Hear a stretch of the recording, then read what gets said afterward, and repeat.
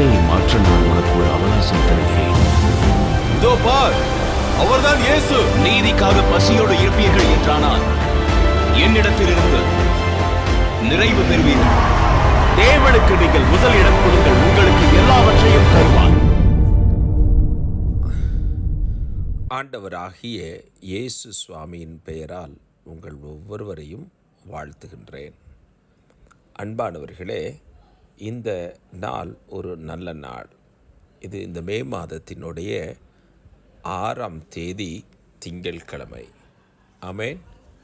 இந்த நல்ல நாளிலே நிச்சயமாக ஆண்டவர் இயேசு சுவாமி நம் ஒவ்வொருவரையும் அவர் கட்டாயமாக வழிநடத்தி பாதுகாத்து ஆசீர்வதிப்பார்.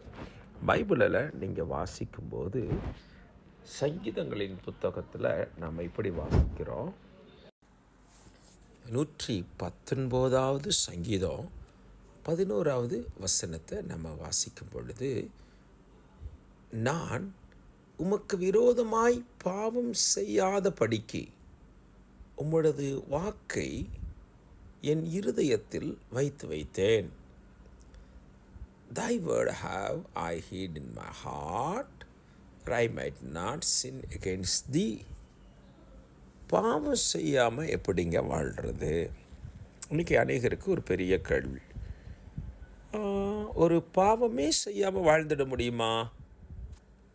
இது ஒரு $1 மில்லியன் கொஸ்டின் மாதிரி தான் பலருக்கு இருக்குது. எப்படிங்க புனிதராக வாழ்கிறது? பாவம் செய்யாமல், தப்பு செய்யாமல், சேட்டை செய்யாமல் எப்படி வாழ்கிறது இந்த உலகத்தில்? இது ஒரு யோசனை. இந்த யோசனையை நம்ம நினைத்து கொண்டே இருக்கும் பொழுது, இந்த யோசனையுடைய முடிவில் நம்ம ஒரு பதிலை பைபிளிலிருந்து பெற்றுக்கொள்கிறோம்.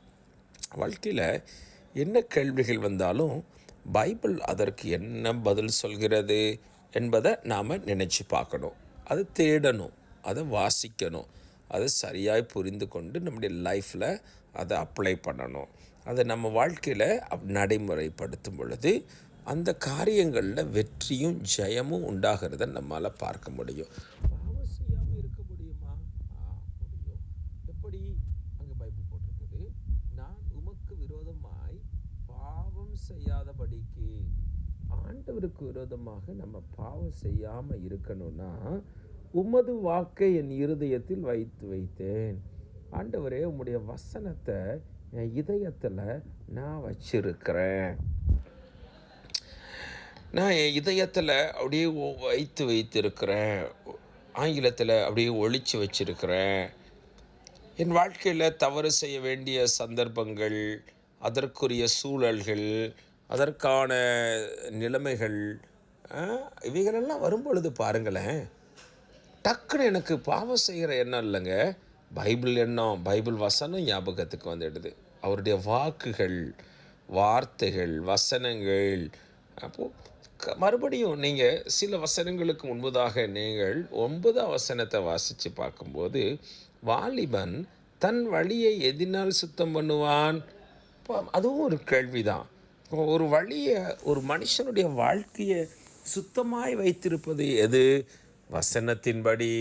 உமது வசனத்தின்படி தன்னை காத்து கொள்கிறதுனால் தானே. உமது வசனம், ஆண்டுடைய வசனம் ஒரு மனிதனை சுத்தமாக மாற்றுகிறது. ஒரு மனிதனுடைய உள்ளத்தில் வசனம் இருக்கும் பொழுது அந்த வசனம் அந்த மனிதனை பாவம் செய்ய விடாதபடி தடுக்கிறது.